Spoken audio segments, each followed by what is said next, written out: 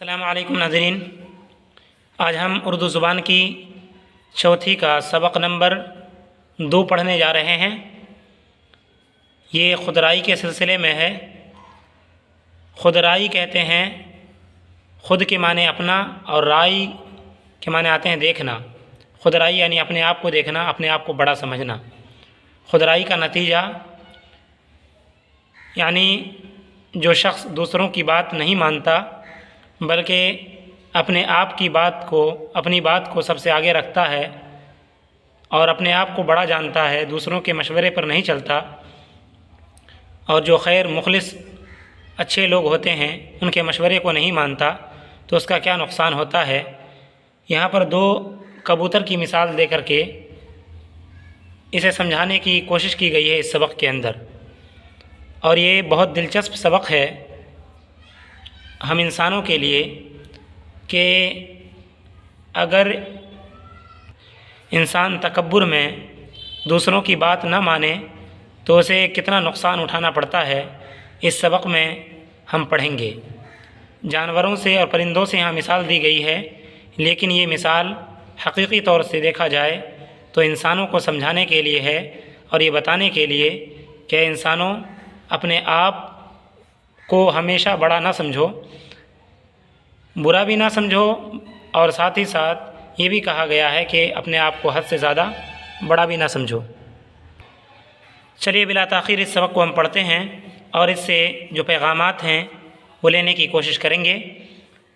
کوشش میری یہی ہوتی ہے کہ پہلے اسباق پڑھا دیے جائیں اور اس کے بعد تھوڑی تھوڑی تشریح بھی اس کی ہو جائے تو بہتر رہتا ہے۔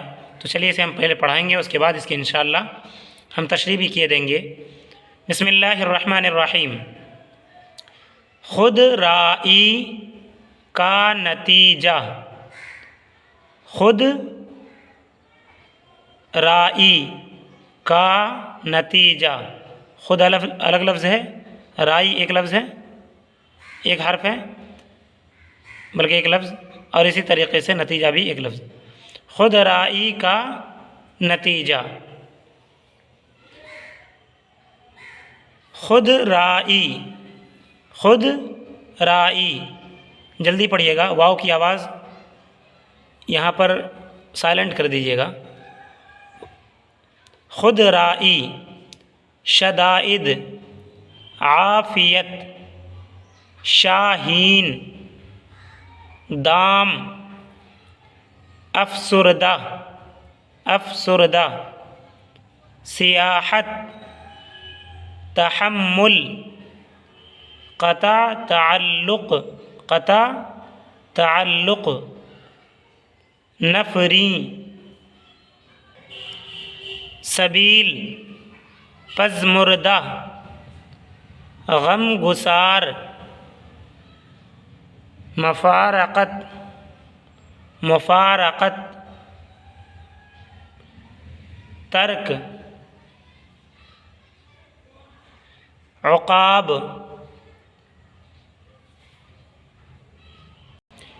مہار، مہار بھی بولتے ہیں اسے، افاقہ، غربت، احباب،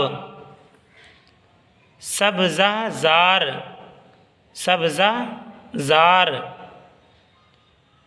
جہاں تاب، کہنا، افتاں، راحت افزا، راحت افزا، علم، دل کشا، مخلصی ہونا چاہیے تھا، لام پر زبر، مخلصی، فرسودہ، حیران، کلفت، ہیچ، منظر، قضا، اثنا، مدارات۔ ناظرین چلتے ہیں، ہم اس کے معنی بھی ہم بتا دیتے ہیں۔ خود رائی، اپنی رائے کو سب کچھ سمجھنا یا بات نہ ماننا۔ شدائد اس کی سنگلر آتی ہے شدید، شدید کی جمع ہے شدائد، اس کے معنی آتے ہیں سختیاں، تکالیف، تکلیفیں۔ عافیت سکون، شاہین باز کی طرح کا ایک سفید رنگ کا شکاری پرندہ۔ دام اس کے معنی آتے ہیں جال۔ افسردہ غمزدہ، مایوس۔ سیاحت سیاحی، گھومنا پھرنا۔ تحمل برداشت۔ قطع تعلق، تعلق توڑنا، قطع کے معنی آتے ہیں توڑنا، کاٹنا، اور تعلق کے معنی تو جانتے ہی ہیں، تعلق رشتہ داری جسے کہتے ہیں۔ قطع تعلق تو تعلق کو توڑنا، یعنی کہ تعلق توڑنا، رشتے ناطے توڑنا۔ نفری جماعت، گروپ بھی کہہ سکتے ہیں، گروپس۔ سبیل راستہ۔ پژمردہ غم زدہ، غم گسار، غم کا ساتھی، غم میں ساتھ رہنے والا۔ مفارقت، ان پر پیش پڑھیے گا، مفارقت جدائی۔ ترک کے معنی آتے ہیں چھوڑنا۔ عقاب چیل کی طرح کا ایک طاقتور پرندہ جس کی پرواز بہت اونچی ہوتی ہے، اور یہ شکاری پرندہ بھی ہے، اسے عقاب کہتے ہیں۔ مہار یا مہار پڑھیے گا اسے، نکیل کہتے ہیں مہار یا مہار کو، جو اونٹوں کے ناک میں ڈالی جاتی ہے، یا اسی طریقے سے بیل وغیرہ کے نتھی لگائی جاتی ہے، تو اسے بھی مہار یا مہار بولتے ہیں۔ افاقہ صحت، پریشانی میں کمی، مرض میں کمی، اسے کہتے ہیں افاقہ۔ کہا بھی جاتا ہے کہ اس کو افاقہ ہو گیا، یعنی کہ وہ ٹھیک ہو گئے۔ غربت غریبی، احباب دوست، رشتہ دار۔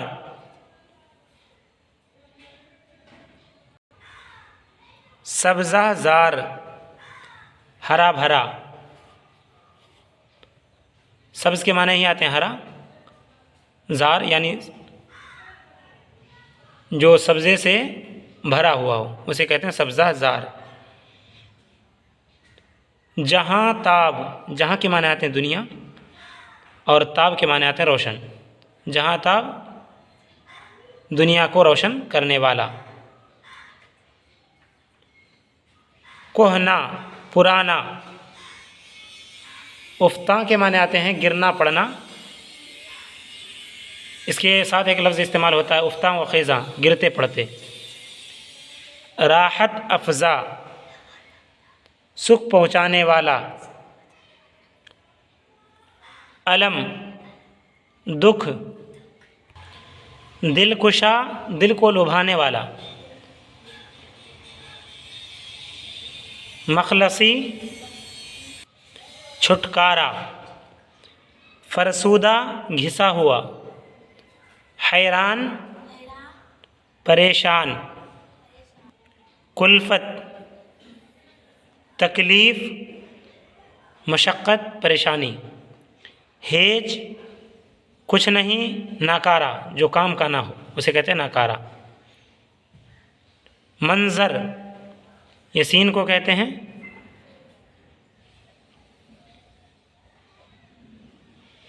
قضا حکم خدا۔ اثنا درمیان۔ مدارات خاطر داری، مہمان نوازی جو کرتے ہیں اسے کہتے ہیں مدارات۔ چلیے تھوڑی سی تشریح کے ساتھ اس سبق کو ہم پڑھنے کی کوشش کریں گے۔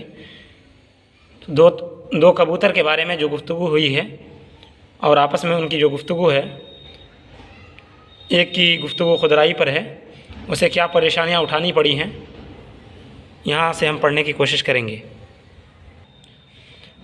دو کبوتر ایک ہی آشیانے میں رہا کرتے تھے۔ آشیانے کے معنی گھونسلہ، یعنی دو کبوتر ایک ہی گھونسلے میں رہا کرتے تھے۔ ایک کا نام تھا بازندہ، دوسرے کا نوازندہ۔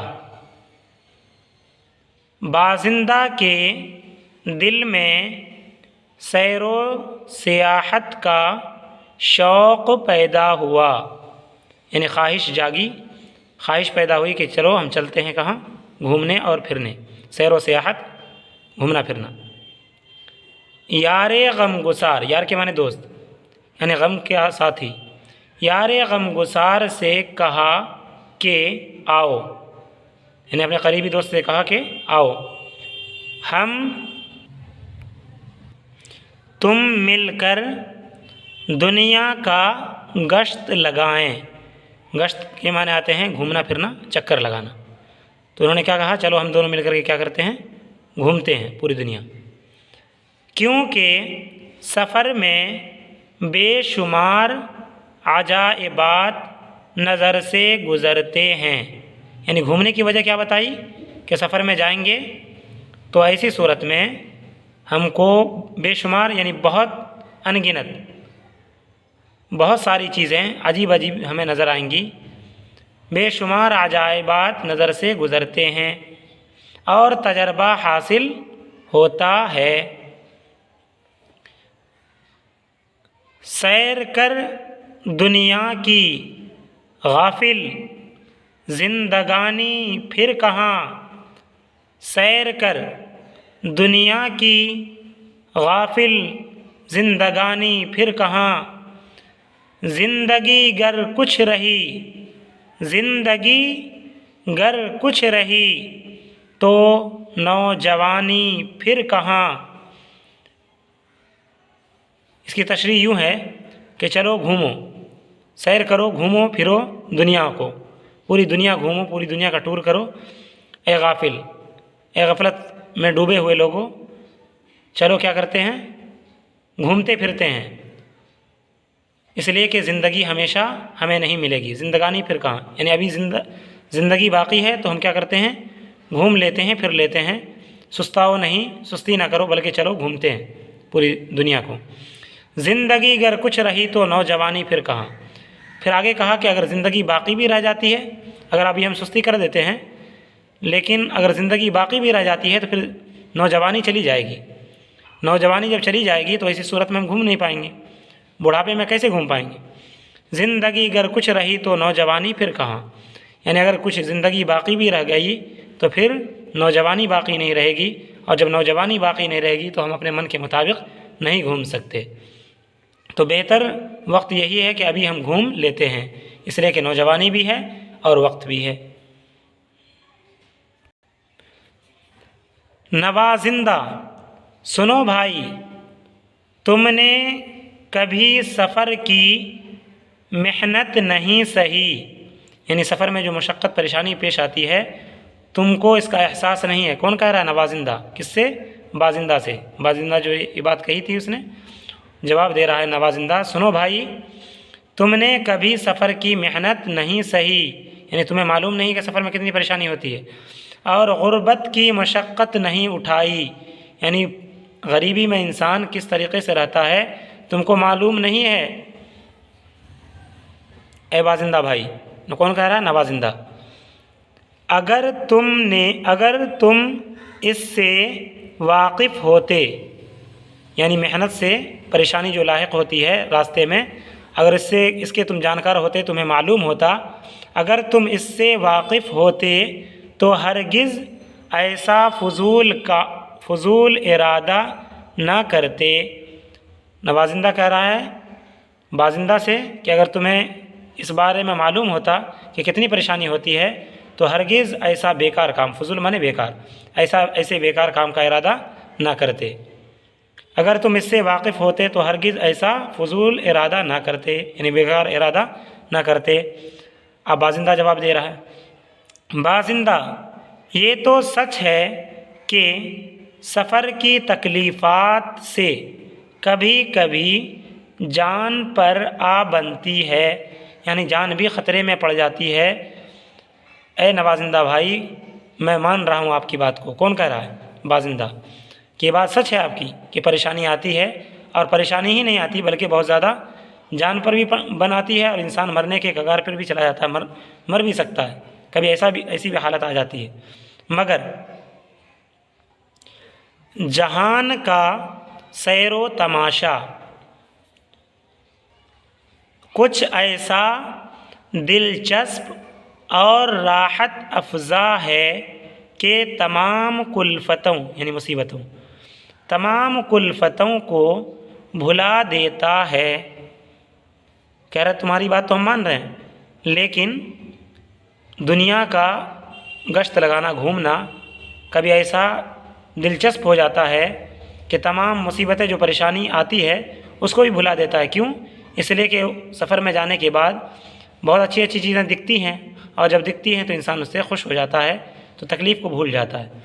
اور جب طبیعت کو شدائد سفر یعنی سفر کی مشقت، جب طبیعت کو شدائد سفر کے تحمل کی عادت ہو جاتی ہے، تحمل مانے برداشت کی، جب طبیعت کو شدائد سفر کے تحمل کی عادت ہو جاتی ہے، اور عجائبات عالم، اور عالم کے معنی دنیا کے عجائبات، دنیا کی عجوبی چیزوں کو اور عجائبات عالم کی دیکھ بھال کا چسکا لگ جاتا ہے، یعنی اس کا شوق ہو جاتا ہے، تو یہ مصیبت بھی راحت معلوم ہونے لگتی ہے، یہ پریشانی بھی آسان لگنے لگتی ہے۔ کب؟ جب کہ سفر کی عادت انسان کو پڑ جائے۔ تو ہم لوگوں کو کیا کرنا چاہیے؟ سفر کی عادت ڈالنی چاہیے۔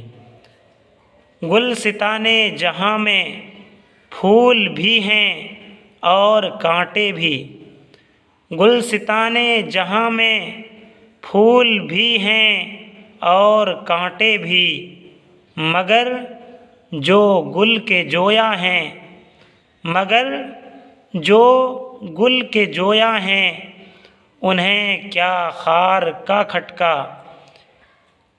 اس کی تشریح یوں ہے، گلستان جہاں کے معنی دنیا، گلستان کے معنی آتے ہیں باغ، یعنی دنیا کے باغ میں پھول بھی ہیں اور کانٹے بھی ہیں، پھول بھی ہیں اور کانٹے بھی، یعنی دنیا میں پھول بھی ملتے ہیں اور کانٹے بھی ملتے ہیں، مگر جو گل کے جویا ہیں، گل کے معنی بھی آتے ہیں پھول، مگر جو گل کے جویا ہیں، جویا کے معنی ڈھونڈنے والا، مگر جو پھول کے ڈھونڈنے والے لوگ ہیں انہیں خار کا کیا کھٹکا، خار کے معنی آتے ہیں کانٹا، انہیں کانٹے سے کوئی ڈر نہیں لگتا، کوئی کھٹکا انہیں نہیں ہوتا۔ وجہ یہ ہے کہ انسان جب اپنے آپ کا نشانہ سادھ لیتا ہے کہ مجھے یہ کام کرنا ہے، تو اسے اس میں جتنی پریشانی آتی ہے، مصیبت آتی ہے، اس کو جھیل لیتا ہے وہ۔ تو آپس میں دونوں گفتگو کر رہے ہیں کہ ہمیں ایسا کرنا چاہیے کہ سفر میں نکلتے ہیں، جو پریشانی ہوگی وہ بعد میں دیکھی جائے گی، اگر دنیا کا سفر کرنا ہے تو پریشانی تو اٹھانی ہی پڑے گی۔ اور اس سے یہ بات بھی پتہ چلتی ہے اس شعر سے کہ انسان اگر بڑا کام کرنا چاہے تو اسے پریشانی آئے گی ہی، اگر پڑھائی کرنا چاہتا ہے، بڑا بننا چاہتا ہے، تو اسے مشقت جھیلنا پڑے گی، محنت کرنا پڑے گی، اس کے بعد ہی انسان بڑا بنتا ہے۔ تو چلیے اسے پھر پڑھ لیتے ہیں۔ گلستان جہاں میں پھول بھی ہیں اور کانٹے بھی، یعنی دنیا میں پھول بھی ہیں اور کانٹے بھی ہیں، مگر جو گل کے جویا ہیں انہیں کیا خار کا کھٹکا، یعنی ان کو کانٹوں کا ڈر نہیں لگتا جب انہیں پھول توڑنا ہو۔ اگر پھول توڑنا ہو بھلے سے ہاتھ میں کانٹا گڑ جائے، لیکن وہ اپنے کام کو کر گزرتے ہیں اور پھول توڑ لیتے ہیں۔ لہذا ہمیں بھی دنیا گھومنی ہے تو مشقت کو جھیلنا پڑے گی۔ تو ناظرین یہیں پر اس سبق کو روکتے ہیں، اور آخر میں آپ لوگوں سے گزارش ہے کہ اس ویڈیو کو زیادہ سے زیادہ پھیلا دیں، شیئر کر دیں، تاکہ لوگ اچھی طریقے سے سمجھ بوجھ کر کے اردو کو پڑھنے والے ہوں۔ السلام علیکم ورحمۃ اللہ وبرکاتہ۔